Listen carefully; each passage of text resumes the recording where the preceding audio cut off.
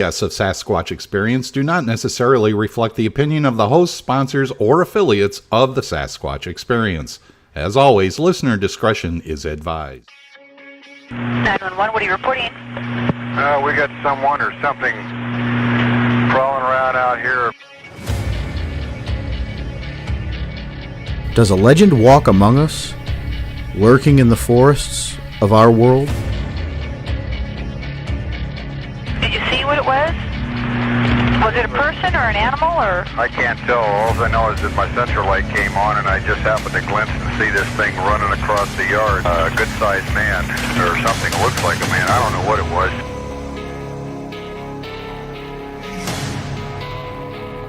For over 15 years, we've talked with scientists, researchers, investigators, and witnesses, trying to gain insight and proof around the existence of this mysterious entity. Jesus Christ, you better... Cat, Dia! Hello? Get somebody out here. What's going on now, sir? That son of a bitch is about 6'9", I don't know. Do you see him now, sir? Yes, I'm looking right at him. Uh-oh. Okay, hang on. He's right... Is he in your yard, sir? Yeah, God, he's big. Okay, what's he doing in your yard? He's looking at me.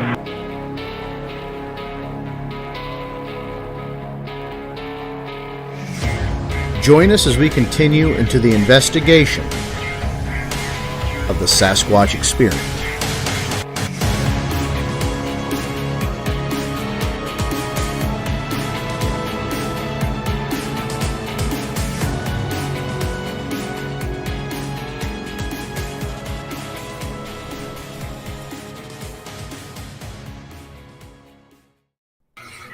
And good evening. I'm Bill Curtis. No, good night, folks. You're listening to the Sasquatch Experience on Monday night, March 31st. Guys, can you believe March is almost gone? It's done, and we're done. It is. Already a quarter of the way through the year. The time is flying. Of course, speaking of flying, we were just talking about Henry's flight on the way to OBC. We're getting there. It's getting to be time, Henry. Mm-hmm. Indeed it is. It's one of Henry's favorite time of year, and it's a game of Russian roulette where he's going to end up. Will he land at the airport he's supposed to? Will he make it on the bus he's supposed to? Stay tuned for more on this channel on Travel Day so you too can find where in the U.S. is Henry May. Where in the world is Henry May? Yeah. Need a little rockapella. Well, guys, we got a good show tonight. It's been a couple weeks since our last program where we talked about shooting Bigfoot. We talked about Justin Smea and that scenario. And we're going to revisit that again soon. What a great conversation we had around that. And if you guys get a chance, check back. It's the last episode we had. Not a subject we tackled before, but we're probably going to do it again at some point in the near future. But that was the past. Today's the present. We got my good friend Chuck Larson joining us. Chuck is somebody I've rubbed elbows with at many conferences and conventions. He's just an all-around good dude. I have a lot of fun with Chuck. He's also, he usually ends up going to dinner with us, so he's always there for those fiascos. And let us tell you, we can eat. Yeah, but has he ever paid for all your dinners? No, thank God. Not yet. We would not want to do that to him because it's a big bill. It screws up the rotation. But Chuck, thanks for taking the time. We know you're traveling. Thanks for taking the time and coming on with us tonight. No, it's my pleasure. Thanks for having me on, Sean. Good to see you guys. And OBC, you all going? I'm going to be there with them. Yeah, we're all going to be there, including Matt, who can't be with us tonight because he's suffering a bit of laryngitis. So. Oh no. Yeah, Matt was on that Sasquatch, the Small Town Monsters thing we did. He did a little cameo on there. Right. Yeah, and Matt Owner, right? Yep, Matt. Yep. Yeah, we're going to talk about that, Chuck, because actually, you're the one thing I love about the Small Town Monsters programs is that they put on a lot of researchers that folks aren't too familiar with. And I found your segment on the episode really interesting because I didn't know how you got into this, and I didn't know you had a sighting of something until I watched that episode. So tell us a little bit about how you got involved with this, and then we can go into your sighting. All right, cool. Well, all right. So how I got involved in it? Well, I've always been interested in Bigfoot, but when you live an hour from Manhattan, you get a lot of distractions. That come up, especially in my 20s. Bigfoot was like the last thing on my mind, but it was like in the 70s when you had the In Search Of, you had Steve, $6 Million Man with Bigfoot, Andre the Giant playing Bigfoot, obviously, Star Wars with Chewbacca. So there was always been a cool, just kind of anomaly, just be interested in. And then we had, like I mentioned in the Small Town Monsters, there was actually an incident in my county in the mid to late 70s, when there was a tall, hairy beast that decided to destroy some families' rabbit pens. And that kind of hit home, because that's right around the time when the Patterson-Gimlin film was getting a little bit of, getting a little bit of press. Obviously it was 10 years after the fact, but, you always saw it on, like, these different scientific shows. And it was kind of, you always thought, okay, that's the West Coast, I don't have to worry about it. And then this article pops up, and it's, 20 minutes from my house. I'm like, oh, So, but I've always been interested in Bigfoot, and then I kind of went away from it for a while. And then, just recently, probably 7 years ago, I started getting back into it. And now my sighting was, like I said, I can't confirm what I saw. So, like I said, if it's just, I can just use some, deductive reasoning and just be, like, well, no, it's not that. It's not that. So I guess it's this. I tried taking a picture, but it kind of ducked down before I could take a picture. But basically, I was in this restaurant in Northwest New Jersey. It's called Walpack Inn. It's one of my favorite restaurants. And basically, it's this beautiful rustic restaurant with like a lot of windows, and it overlooks a pasture. And then the mountain behind it, or I should say hill, because there's not really mountains in New Jersey. The hill behind it, the ridge, is the Appalachian Trail, or leads to the Appalachian Trail. So this one night I was there with my aunt, and it was in June. I remember it was like the first or second week in June, and it was hot. It was hot and humid. And I'm walking in, and I'm basically going to repeat what I said on the Small Town Monsters. But I'm walking into this restaurant. I drop my aunt off so she can get a table, and I park the car because the parking lot's like 15 football fields long. So it's massive. So I'm walking back. I'm smoking at the time, smoking cigarettes, and I see these two couples, like kind of older couples, looking at each other, and they're kind of looking like kind of weird at each other, like. And I'm thinking, like, oh, maybe they're fighting. Maybe someone, walked out of the chat. Something happened. So I'm kind of curious. And I'm sitting there and I'm watching these people. And all of a sudden, there's like a tree gets pushed down in the woods across the street. And it was weird because it was hot out, it was humid, but there was no wind. There was nothing. There was no there's no reason why this tree should be getting, falling down. And it was weird because the tree, like the hill across the way from the restaurant, is like a 45-degree angle. So this tree, if it's going to fall down, gravity should fall down the hill. You know what I mean? This tree fell sideways. It was kind of like, to the side. And I'm like, that's kind of weird. And then you hear like these heavy footfalls going up the hill. And I'm thinking, well, if those were rocks getting disturbed by this tree, wouldn't they be rolling down the hill with gravity? And it wasn't. It was kind of going up and away from the roadway. So that's what was kind of weird.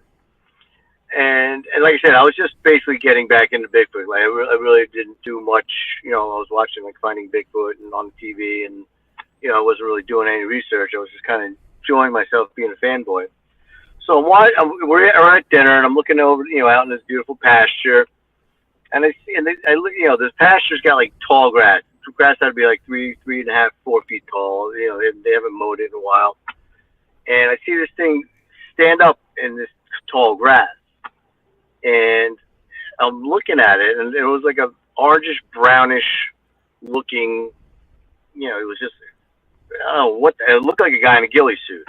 But I'm like, why is there someone in a ghillie suit in June? You know what I mean? It's hunting season in the fall. So I'm looking at it, and I'm going to reach for my phone so I can take a picture. And as I look down to grab my phone, I look back up, and this thing kind of just like kneels back down, like it doesn't fall forward, and it didn't look like a deer. It didn't have a snout. It didn't look like a black bear, because the black bears are jet black in Jersey, as I'm sure in Pennsylvania. There was nothing black about this. It wasn't greenish tan like ghillie suits are. It was like an orangish, brownish, color. And I'm like, and then this thing disappears, and then I never see it again. So I'm like, why would a hunter be dressed like that, and then be crawling through this tick-infested, snake-infested field? You know what I mean? Within 90-degree weather. You know what I mean? With 90% humidity. That's just awful. Terrible. It was terrible out. Yeah, that's not going to be a comfortable endeavor. No. So and then I remember the tree being, the tree falling down in the front. I'm like, oh, maybe this is, for the few things that I did watch on TV, and I did the little research that I did do. I'm like, oh, maybe that might be, Bigfoot. But like I said, I can't confirm or deny. But like I said, that's the closest thing I've had to a Class A sighting. So, but with all this happening, initially, did it come to your mind that, crap, I'm experiencing a Bigfoot? Or did you really have to think on it? Like, was your first thought Bigfoot, or was it like, man, this is weird? It was weird. It was weird. Like I said, I was just getting back into Bigfoot, so I could have, I was hoping it was Bigfoot, maybe. You know what I mean? Like I said, because you're always, right. But my first thing was like, why would there be someone, in a ghillie suit in summer, in basically this hot, crappy weather? You know what I mean? That was my first thing. And then where the heck did he go after he, decided to, like, why would you crawl through these, just walk out and go to the parking lot? You know what I mean? So, like I said, it was kind of weird, just very, very weird to me. And, I was just starting out with another group, and I don't want to mention his name, but he lives, kind of close to me. I was starting to do some investigating with him. So, like, it was on my mind, but then again, I'm like, I'm still like, kind of like, I'm an hour from Manhattan. This can't be happening.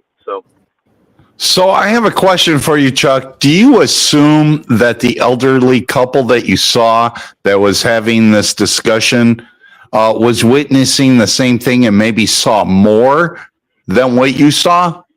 Yeah, it was, the two couples. Yeah, because I think they might have heard something, or they might have, something must have happened, because they were looking at each other with like these dumbfounded looks, like someone said something, rude. You know what I mean? But then they kept on looking across the street to the woods, to this hill. Right. You know what I mean? That was really heavily wooded. So, like I said, I don't know if they heard a grunt. I don't know if they heard like something. Definitely was off with with all four of them. All four of them heard something. You know what I mean? All right. I came. So I was. But like I said, I wasn't. That was the last thing on my mind. I'm thinking that they had a couple on board, and they said something at dinner.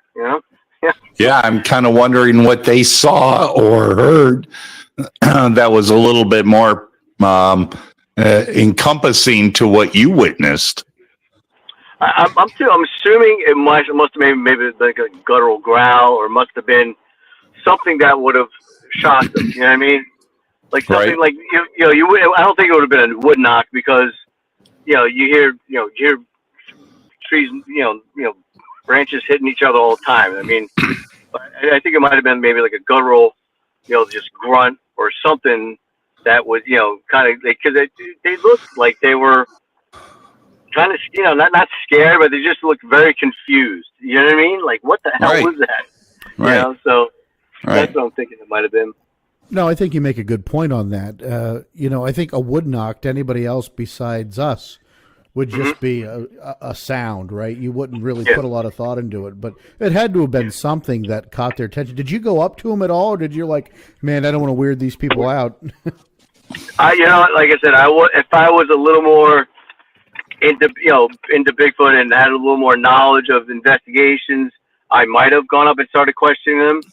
but I was like, besides, it's New Jersey. People don't like you talking to them. You know what I mean? It's like, I'm not gonna. Right.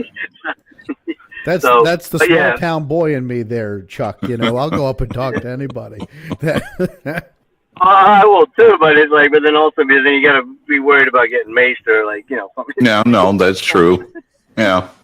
So, but like I said, if I was a little more knowledgeable and a little more like, you know, if I had maybe a year or two of investigations in me, then yeah, I probably would have been questioning them.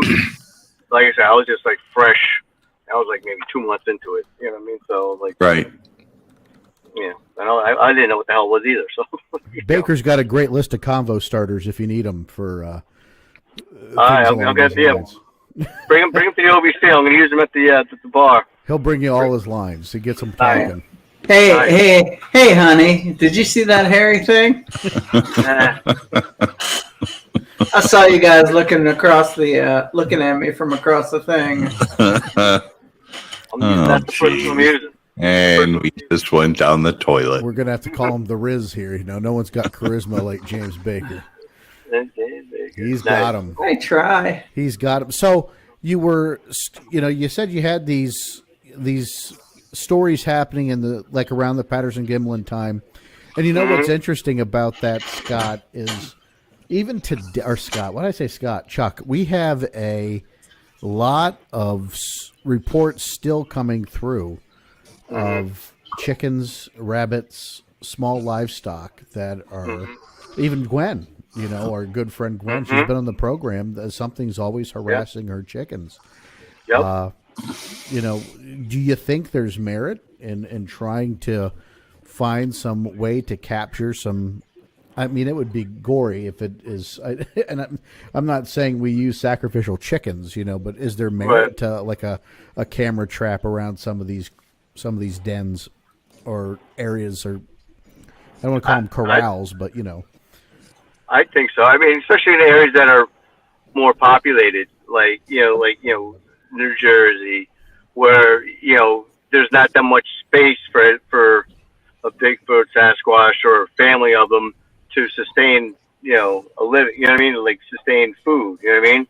It's obviously if there's hundreds and thousands of acres, millions of acres, then you probably won't have to do it. But if there's a bunch of farms, that are like lining where the Appalachian Trail is, or where these protected lands are, I think that would definitely be a. But then you get the people saying, well, they don't go close to cameras, or they know what a camera is and they stay away from it. You know what I mean? So we don't know that. Right. People always.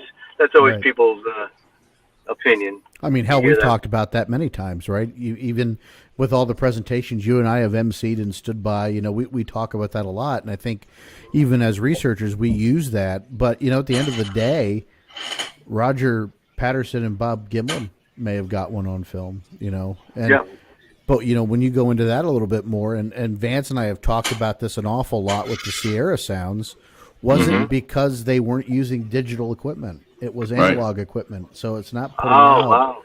The noise is different noise. Right. We don't know. It's just all things that we, I guess we could call it supposition at that point, assumptions, right? But I think it's a good place to start. And Vance and I have kind of thought about incorporating that into some of the research we do.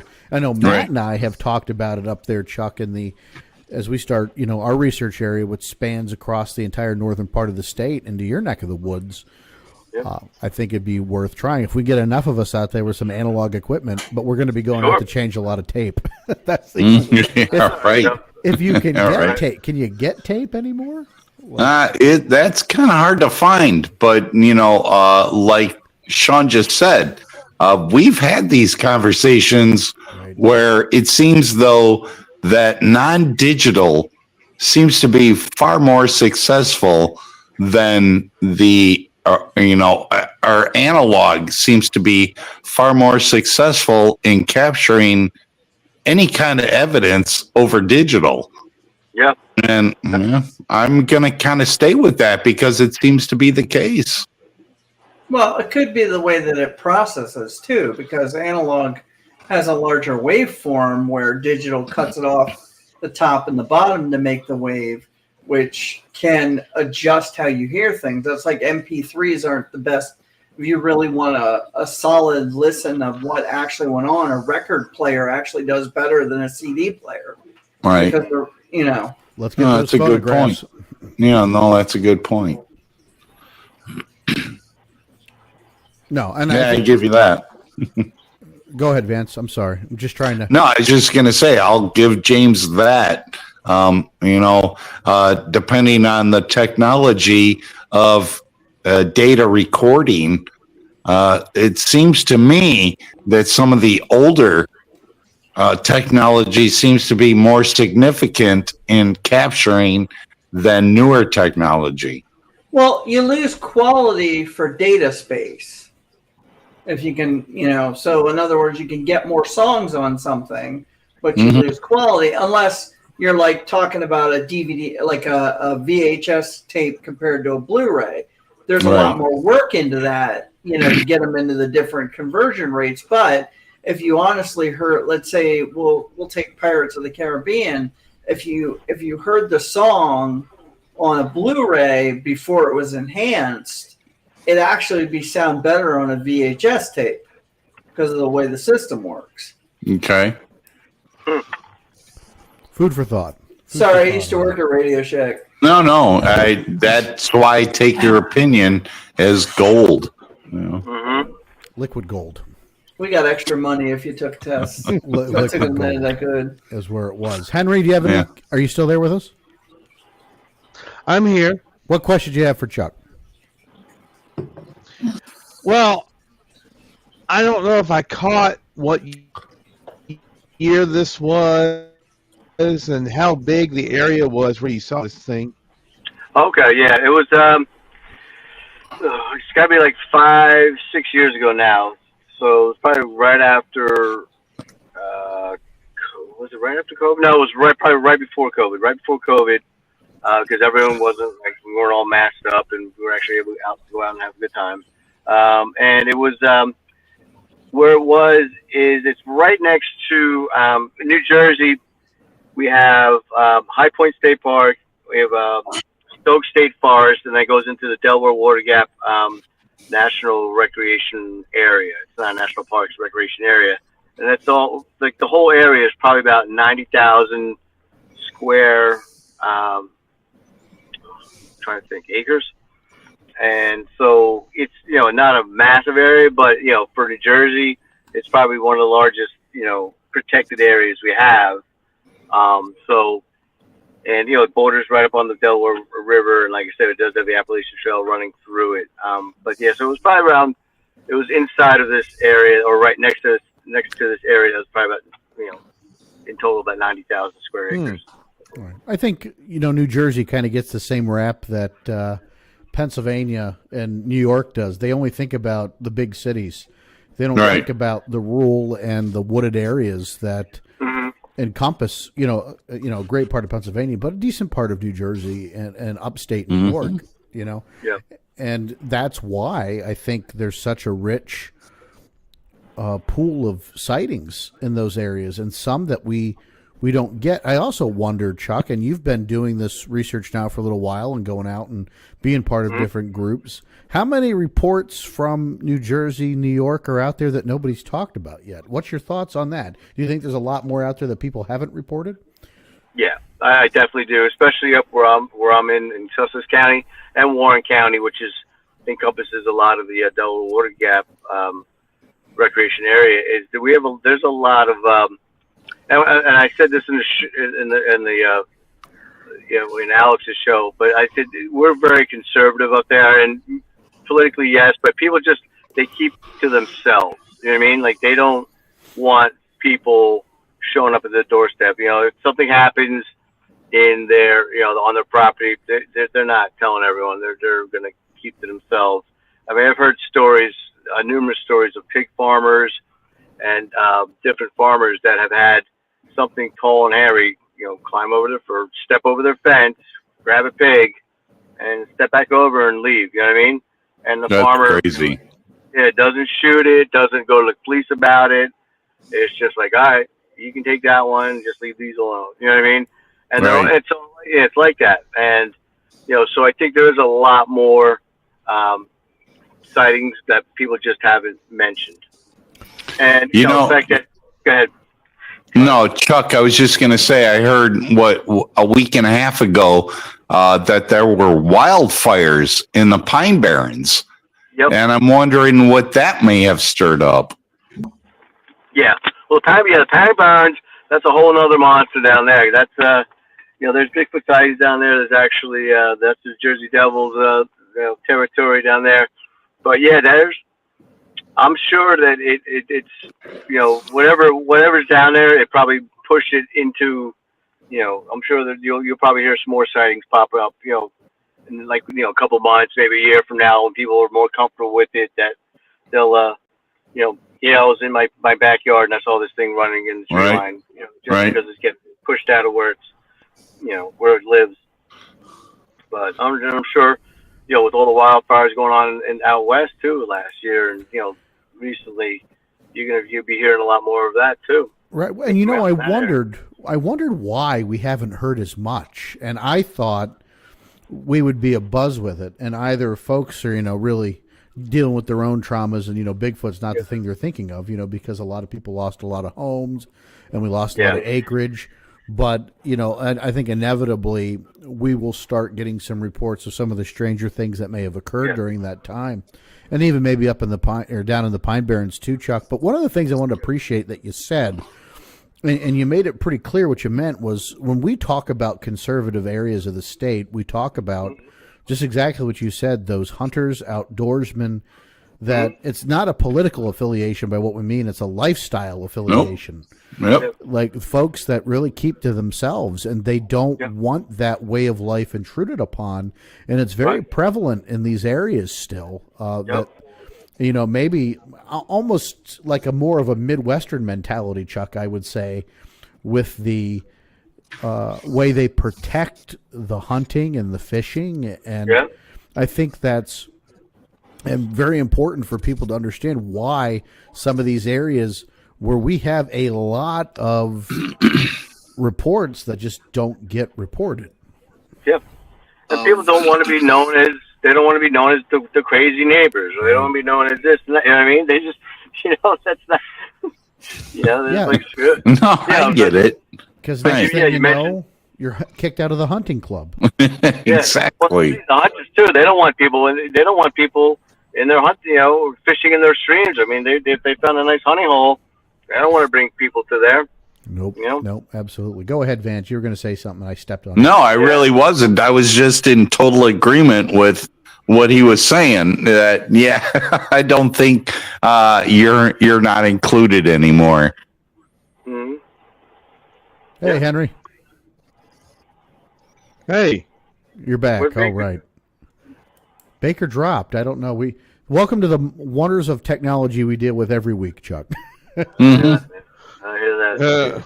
It's a hodgepodge of winning and losing. He lost his audio. That's what he's trying to fix. So hopefully we'll have James back. He's always a delight. Are we really missing that much? Oh, look at that. Throw in the mud. Throw in the mud. He can punch me when we all meet up at OBC. So it's coming closer. But while we have a lull here, why don't we go ahead and take that mid-hour break? Give everybody a chance to stretch their legs, smoking them if you got them. And folks, you're listening to Sasquatch Experience. Sean Forker, Vance Nesbitt, Henry May with our guest tonight, Chuck Larson. We'll be back right after this. Stay tuned. As soon as I can find the damn video. Gotta love it. There we go. Oh, no. Here we go. News team, assemble!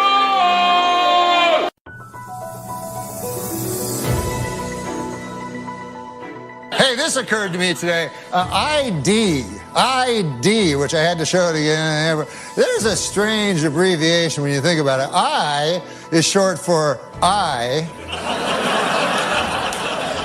And then D is short for dentification.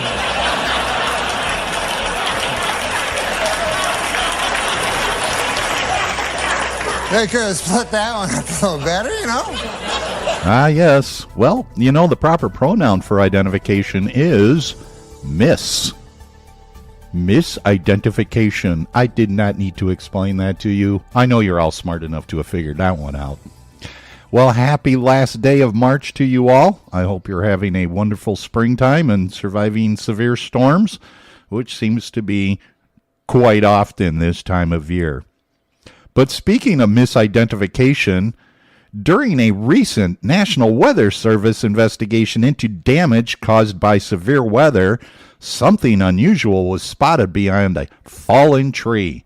The appearance of what many refer to as Bigfoot. The sighting occurred in Fayette County, Pennsylvania, an area nestled with hills and higher terrain of the Allegheny Mountains north of West Virginia.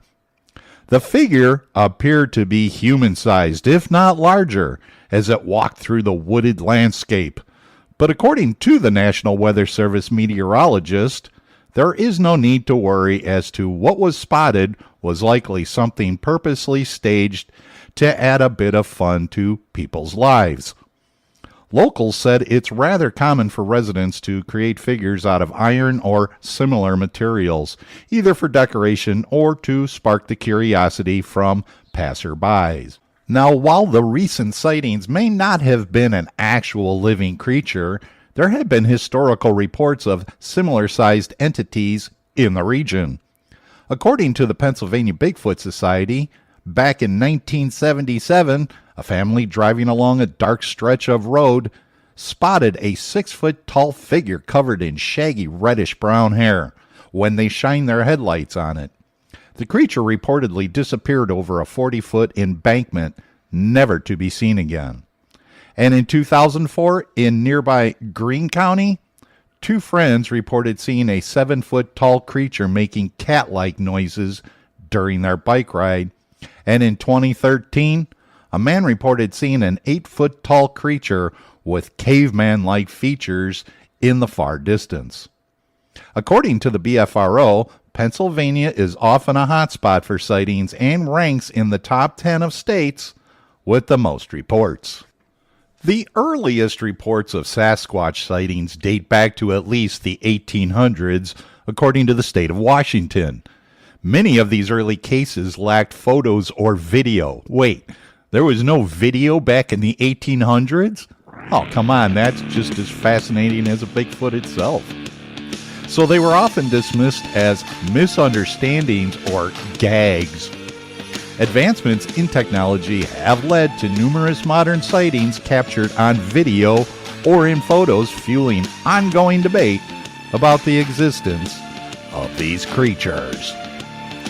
When we come back, let's put our hoods on. You're listening to the Bigfoot Bullhorn right here on the Sasquatch Experience.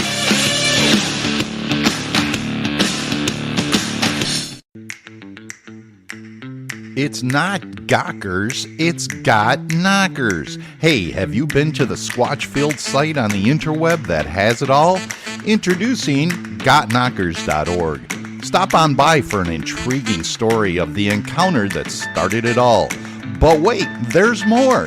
Got Knockers offers some fabulous merchandise like t-shirts, hoodies, onesies for the baby, plus a stunning array of jewelry and some fantastic sauces that will make your taste buds dance. But the coolest of all is a genuine Got Knockers tree knocker. Stop on by and say hi to the folks of Got Knockers, Gwendolyn and Michael Purcell. Get in on the action and just visit gotknockers.org. Again, gotknockers.org.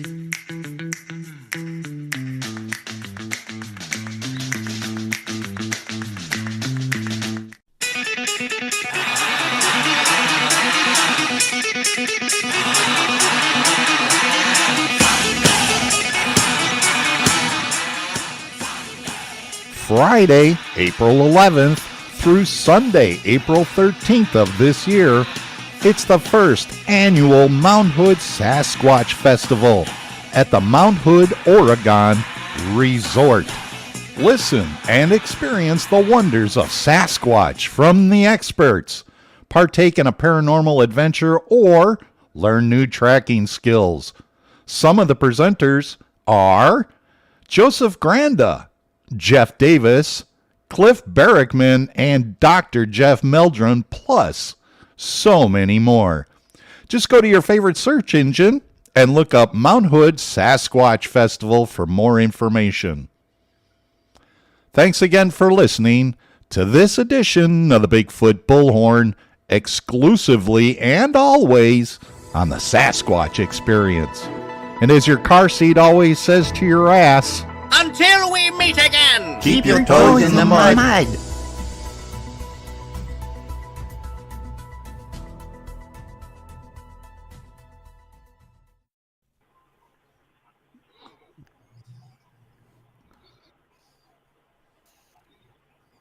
Thanks, Vance.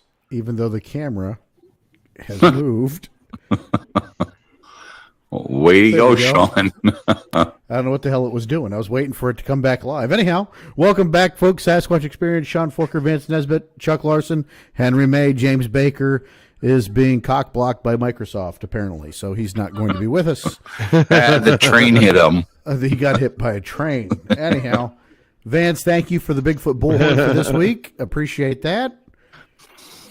Not only is Vance available for rent, he is full of dad jokes. So reach out to Vance Nesbitt for your for your all your event narration needs. But before we went to break, we were talking with Chuck about his Bigfoot sighting he had in Jersey about 6 years ago, and we were just getting into some of the other things that he's been involved with. So, Chuck, you joined the CARC. You could talk about that. I founded it. You founded it. So talk about that a little bit. How did that come about? One of the founders. Well, the person that I want to mention before, I was in that group with a guy with Brendan Brown, Sean Wagner, and we just got to a point where we're like, we need to separate, and we decided to start our own group. And I live in New Jersey, Sean lives in Pennsylvania, and Brendan lives in the Catskills. So that's the Catskill Appalachian Research Collective was born. And then the first move we made was getting Mike Lucci, who I do the Bigfoot Journal with. He's the host of the Bigfoot Journal, but he's a great investigator. So we got him on board. And then obviously through Sean, we had Gwen. Gwen is a part of the Catskill Appalachian Research Collective, and it's now it's just basically Gwen's basically running it. She's amazing. Mike and I have been kind of jammed up with the Bigfoot Journal, which is awesome. And I don't know where Sean went. And Brendan decided to go he decided to not be part of Bigfoot anymore, which is fine. We're still great friends with him. But just you just got to a point where it's like, I think I'm going to step away from Bigfoot for a while. It happens. It happens. People get burnt out, and so it's So I am one of the founders of that group, and we started out small, and we've been growing, and it's like the talent of Mike, and with the talent of Gwen, investigating and doing their stuff. We've grown, and we've had some pretty good evidence. We did a investigation out in Allegheny. We were going to do it in the New York side in Allegheny State Park, but we ended up in that Allegheny National Forest in Pennsylvania, and we got these the Sugar Run Hounds, which is Brendan, who's one of the founders. He was awesome with video editing, and he was awesome with just, I don't know if you ever saw our show This Week in Bigfoot. Yeah.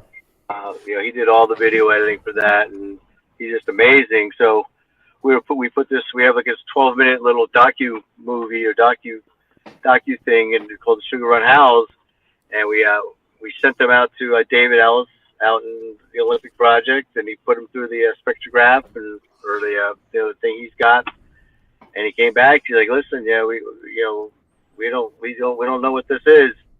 Oh, and there's not one of them, but there's two of them. So there's two different. Yeah, all right. We got two different howls, and it was just we were supposed to be in New York State, like I said. They decided to go to Pennsylvania, so it worked out. Well, it's really interesting, Chuck, because that whole area has a lot of rich history. Yes, it does. And you know, thanks to you, Chuck, that you went to Ellis to send that information to, because man, I'm telling you, that guy, he is spot on. He is so spot on to identify what is already a known creature and what is throwing the arms up in the air to say, I don't know what that is. Yeah, I don't have it. Yeah, and it was nice because he made like he made it an official statement. And we had like a letter from him. And it was really cool. It was really nice for him to take the time out of it. Because I'm sure he's jammed up with. I'm sure he gets nailed with thousands of people. Like, what is this? What is he? You know what I mean? So, the fact that he helped us out was pretty cool. And no, yeah, so David is spot on. Investigations. Yeah, absolutely. So yeah, we were initially we were investigations and productions, and now like I said, hopefully this spring. I mean, I lost like 70 pounds, so I'm going to be a little bit more spry in the woods. I used to dread going in the woods because I was just like a disaster. I was like a friggin' train wreck in the woods, but now I think it'll be a little more spry and not have to stop every 15 seconds to breathe. So I'm hoping to get out and do some more boots on the ground investigation, and go in New Jersey and Pennsylvania, and obviously, if we have the opportunity to go to Allegheny again, we're going to do that, or go to Salt Fork and do that, and go to some of the hot spots. But I told Mike, I'm like, let's try to own our area, and let's see what we can find here, because Mike lives in Westchester County, which is in just north of the Bronx, and so I'm like, let's own this area and try to prove that it lives here, or it doesn't live here, but I'm assuming it vacations in New Jersey. No, I get it. I don't know if we have go ahead. That's Matt and I's philosophy. That's why we've put so much emphasis on where we're at. It's not a heavily trafficked area, right? Not a whole lot of history that people know about, but it's an area we feel like we can work, we can get to quickly if we need to, and build something from it. So I respect the thought that you have there, own your area, and when you don't broadcast it out to everybody, it makes it a little easier too. You can kind of keep it a little bit more pure, and that's really important too. I think we just ran into the situation with a investigation Matt and I were going to really get involved in, Chuck, and we started making plans to get out there, contacted the witness, go out with the witness, and then the next thing you know, the whole area is posted all over the internet from another research group, and that now all of a sudden I'm not interested in going. No, you can't. And it's like we went up to Whitehall a couple of years ago, and Mike's like, "Oh, you want to go investigate?" I'm like, you're gonna investigate up there during a festival, or after, or right before a festival.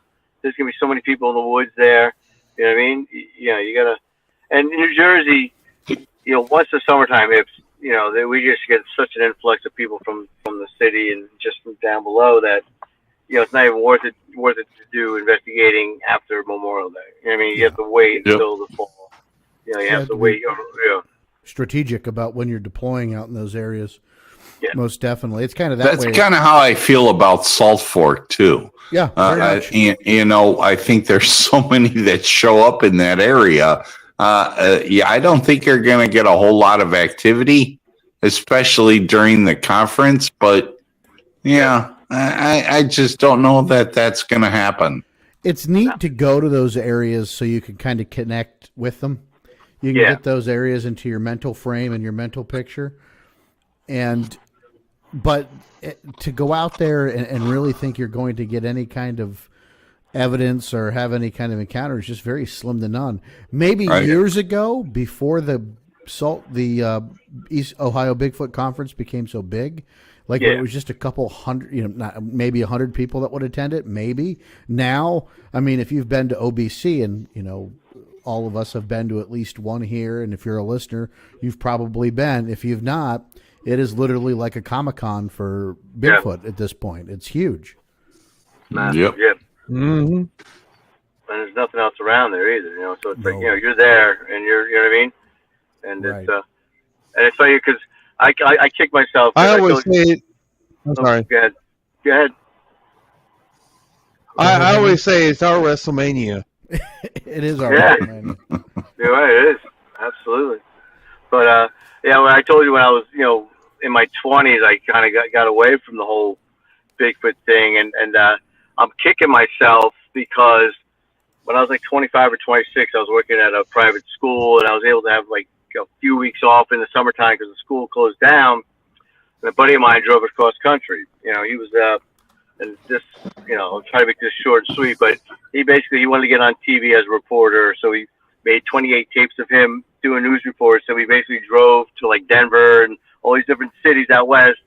And we dropped off, we'd pull into a town, we'd see a TV station. He'd pop in for like 15 minutes. He got an interview. If not, we moved on.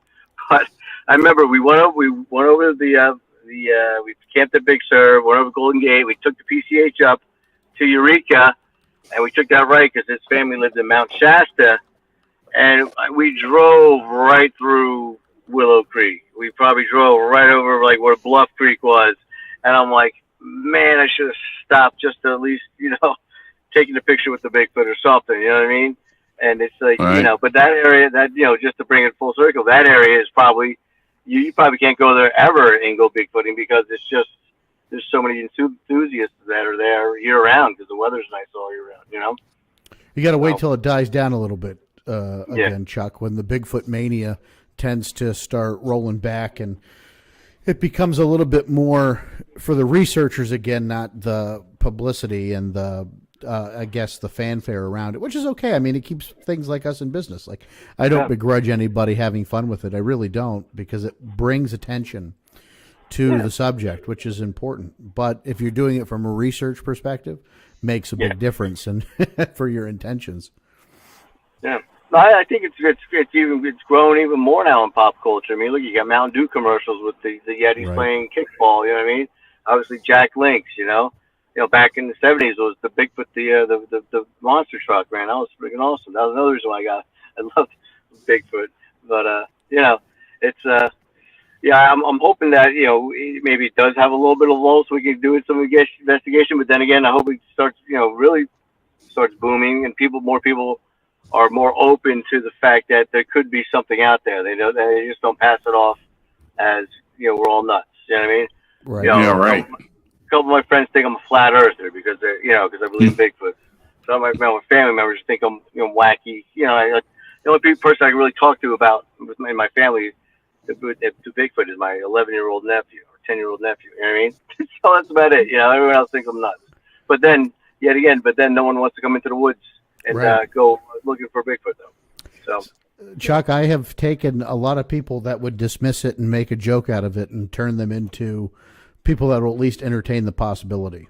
Just having them sit down and, well, you and I have emceed together at the Central Pennsylvania Bigfoot Encrypted Festival coming up again this August. Cheap plug, but you doing it? You emceeing again? Again, yep. You let me know if you need help, brother. Let me know. I'll be there. I always need help. It's hot in that building, but they're putting air conditioning in now this year. I heard that. Yeah, I heard there's going to be a whole new system in there and everything. I think it's going to be Guys, listen, it's a great event, but it is hotter than wonderful. hell in there. It is awful. Yeah. It is. Yeah. I mean, but it's great because one of the things we don't get is, in fact, all the times we've been there, Chuck, we've not had one heckler. No. Go ahead. They spend their money. They spend their money to go in and listen, and they're going to listen. You know what I mean? They're not. And that's but it's the area too, because I think there's a lot of people in the area that probably had something happen to them, or you know what I mean, and it's building. Well, that's right by the Susquehanna, and what is it, north or south of it? It has the Albalwich Festival. South, down in the Columbia, PA. Yeah. Which I go to that now pretty religiously. But to your point, that's another area of Pennsylvania that didn't historically have a lot of sightings. And it's an area I've spent a lot of time researching and investigating. I just do little presentations in towns like Catawissa. I had one in October that had a decent turnout where folks are people that you wouldn't think would be interested in the subject, or people that would People that you would think would probably be more along the lines of hecklers that really have a lot of questions, and they don't come to you until after the event when you're packing up. That's when they pull you aside and ask you, say, hey, do you mind if I tell you this story? Or and that's what's cool about what we do, because even if you're not bold enough to stand up in the room and tell everybody, somebody comes to find you. Absolutely, and those are the best ones too, because you'll see like their hair starts standing up on their arms, or their eyes start to water, and you're like, you can't fake that. You know what I mean? And if I was one of the cats that finding Bigfoot, or one of the people that expedition, and someone's coming up to, I'm not that person. I'm just the guy that was either emceeing or just had a Bigfoot shirt on, and they want to talk to you about it. You know what I mean? And it's, because they want to get it off their chest. Right. You know what I mean? And they want to know they're not too crazy. Right. You get that air of credibility about you when you talk to folks, and a comfort that they build, a rapport that's built. One of the people that I credit a lot to helping get the word out about this in our area is Craig Long, the magistrate in Catawissa, Columbia County. And when you have somebody who's a judge, a magistrate judge that is willing to put his stamp on this and talk about it, entertain it, that's pretty special. Absolutely. And I think the work that we do, you're doing you guys have investigated that area out in that part of Pennsylvania. You've got Gwen out there.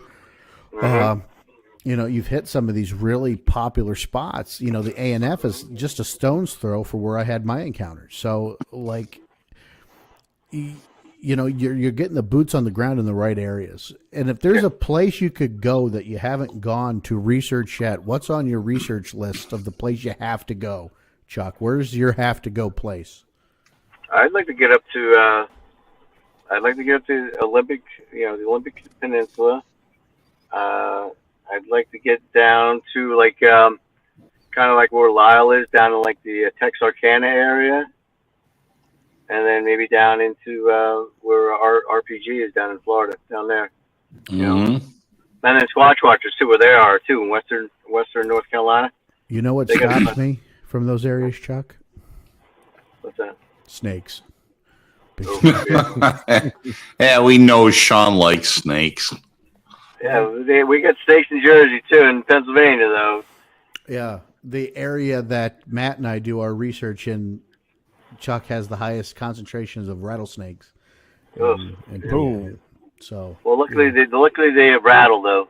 Right. The copperhead you gotta watch out for. Yeah, I got a story for you about a copperhead someday that we'll share in person. Yeah, I know the story, and it's fun. Vance Henry, you guys got questions for him? My only question is, I don't think it's even so much a question, is the welcoming of your intelligence and your knowledge into this whole community, looking at it in the same perspective that we all look at it as. So, thumbs up to you. I think that's fantastic that you're looking at all of this in the same perspective. Is this a real entity or is this a hoax entity? And that's how I see that you're looking at this at. And I greatly appreciate it. Absolutely. You got to go in being humble. You know what I mean? You got to go in and you got to listen to everyone's experiences. You got to listen to both sides, every side of the, it's a flesh and blood. Is it an alien? Is it this and that? You know what I mean? Because we really don't know. And technically, obviously, there's no experts in this field. There's experts in how to research. There's experts in how to research, and there's experts on different things. But there's no real expert in the actual species. Yeah, there's three sides to every story. There's their behalf, there's the other's behalf, and then there's the truth. And I appreciate the fact that you said that. I greatly appreciate that. Yeah, and you just the main thing is about integrity and being humble. You know what I mean? It's an honor to be on the show. It was an honor for Alex to ask me to be part of the Small Town Monsters thing. And it's like, I'm not going to go out and try to grab, get more than 15 seconds of fame. You know what I mean? It's like, listen, I appreciate the fact that you guys had me on. I appreciate Linda Eastburn had me on, and I appreciate, it's like, but I'm not going to go out striving and like, oh, I need to speak here. It's like, listen, I appreciate you guys asking me, and if you want to hear my 2 cents, and that absolutely, if I can join you, Sean, and be an MC again at the Central PA thing, let's do it. And but it's all, you enjoy the community and just listen to everyone, and don't try to make your point, heard louder than someone else's point. You know what I mean? You just listen and enjoy it and make mental notes and use some of the stuff that you can use. And if you find something's really off the wall, then but then just don't use it as part of your research. Right. But you got all these people that are out there and they're doing things right and they're doing things wrong. So take the stuff that you think might work and help with your with your investigations. Well, Chuck, I have to embrace that entire opinion totally to myself, and I assume the others of the Sasquatch experience. But for me personally, I totally embrace that opinion altogether. Absolutely. I like being wrong. I love being wrong because it's an opportunity to learn, and learning is important. And like you said, Chuck, we go back to this time and time again. There are no experts on this topic. There's experts in certain applications of things in the field, but there's no expert on a field of something that we still can't exist. And Chuck, we didn't ask you, what's your thoughts on it? Do you think what do you think this is? What do you think Bigfoot is? I always answer it this way. What do I hope it is?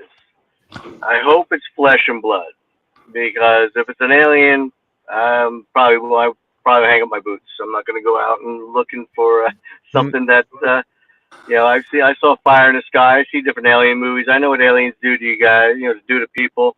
I really don't need an 8-foot hairy thing with long fingers, deciding to do probing stuff. So, yeah, right. So I'm hoping it's flesh and blood. I'm jumping down a rabbit hole with Esau and with the Book of Enoch, and just kind of tied into the Bible, and so maybe it's I don't want to say they're demons, but maybe they're angels. You know what I mean? Or maybe they're just something else. You know what I mean? Well, I really don't. Yeah. While it might not be someone's cup of tea, there might be something we can pull from that information that we can pull from that can be added to the repertoire of what we use, or how we explain it, or bring other people closer to it. And listen to you using fancy French words, repertoire. I gotta fix this mic. It keeps hitting me in the face. I mentioned I was on another podcast, and I mentioned it's like people are like, well, it was Bigfoot on Noah's Ark. But if you watch, if you read, and you've got Nimrod in the Babylon, and how he was doing all this crossbreeding, maybe he wasn't, because Nimrod was what. And that's true. This is true. Yeah, he was his great grandson or something like that. So it wouldn't have been on the. No, I stand with you on that whole concept. Yep, I do. We don't know. It could be. We don't know. It's good to investigate nonetheless. Henry, did you have anything you wanted to chime in? Mm-hmm. Yes. What's that? What was it? And what I want to say is that what gets me is, now most Bigfooters don't call themselves experts, but when they go on the show that's not a Bigfoot, why? They're not expert. They're not any more Bigfoot experts than you are. Right. So why call them that? Right. Well, I think it gets people attracted to the subject. That if you're not in the field, I agree. Because a lot of people take flack for that when you go and get promoted. They go, "Oh, this is the Bigfoot expert." Well, no, we're not experts, but people that promote it don't say that too often. Yep. Right. A promotional tactic. Yeah. Yeah, I'll make that statement right now. There is no such thing as a Bigfoot expert. That does not exist. Yeah, no, and there's people that have had more experiences than others. Right. So, their experiences might, it doesn't make them an expert, but it just makes them more knowledgeable what happens. You know what I mean? So, but yeah, it's we do the show we do Bigfoot Journal. Actually, Mike does a wonderful job with it. We scour. He scours. I scour some of the time when I'm not working 2 jobs. But it's we he scours the internet. We tie things into with Bigfoot. You know what I mean? We're actually we're thinking about with the NFL draft coming up. There's a guy from the University of Florida, 464 pounds. He ran a 40 in like 5.97 seconds. You know what I mean? Like I can't even drive that fast. So we're gonna tie in. We're gonna try to take different things in going on in the world and kind of try to tie it in to Bigfoot. With technology and all this different stuff. So it's I just want just a little quick plug there. I didn't mean to, but I want to give Mike his props about this show, and Mike's a good dude. We got to get Mike on the program. I've been in the field with Mike. I love Mike. He's a good dude. Yeah. He is a student, definitely a student of the game, much like Henry May. He's probably this generation's version of Henry May. And he's all the encyclopedia. Right. Yeah. Hey, Chuck, I got a quick question for you. Sure. Are there any events or conferences that you're going to be attending in the 2025 year? Yes. Well, obviously, a couple of weeks we're going. I'm so aggravated. I went to go to the I wanted to go to the Penn, Ohio this past weekend, and just with my work schedule, I couldn't get out there. But I was aggravated. I went there. I was there last year, and I know Bill, and I know Bill well, and he's great. And then Gwen was speaking, and I'm just pissed that I wasn't able to hear her speak. But so yeah, it'll be OBC in May, and then I think awesome. Yeah, I'm gonna be there, and Mike will be there, and Toby will be there. So we're all gonna be there. I think in June we have there's the Forest County one in PA.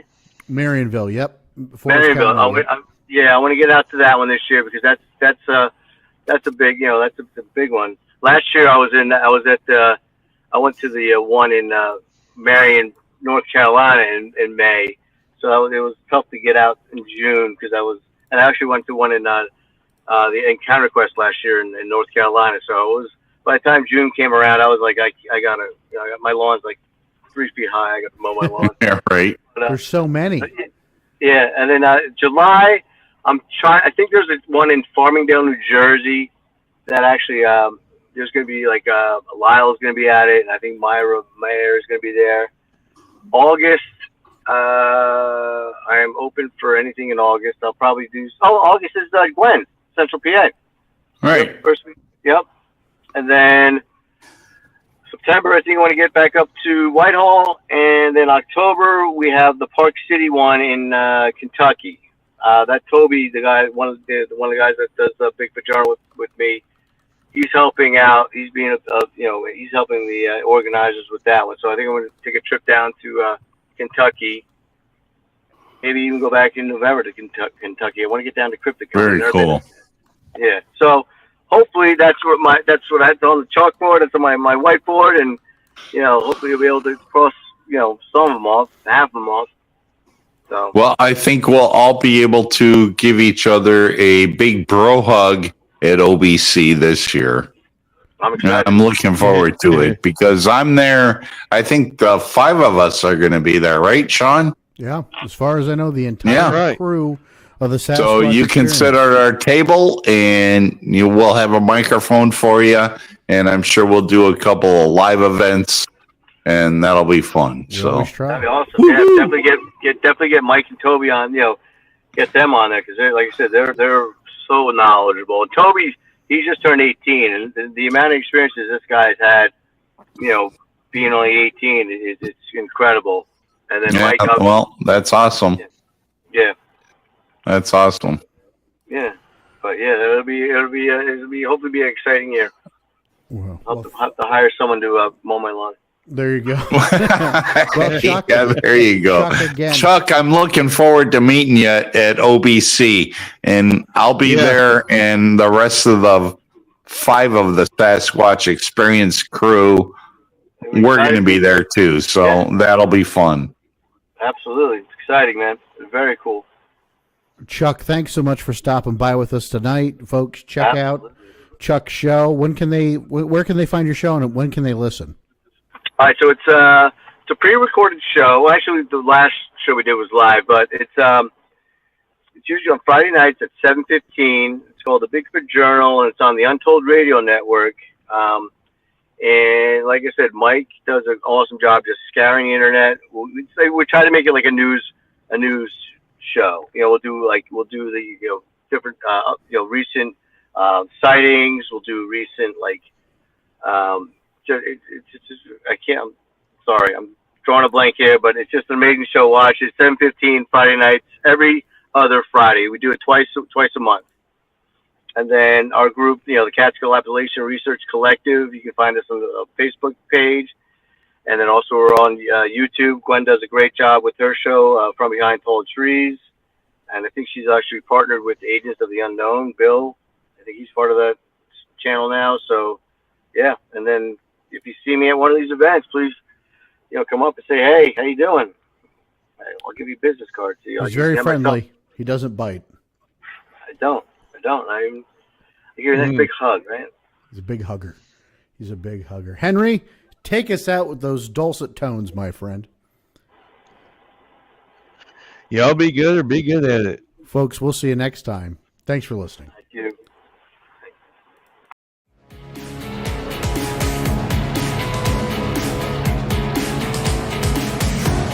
You've been listening to Sasquatch Experience. Please rate and review where this podcast has been consumed. To share your experience, visit us on Facebook, our website, or email us, info@sasquatchexperience.com.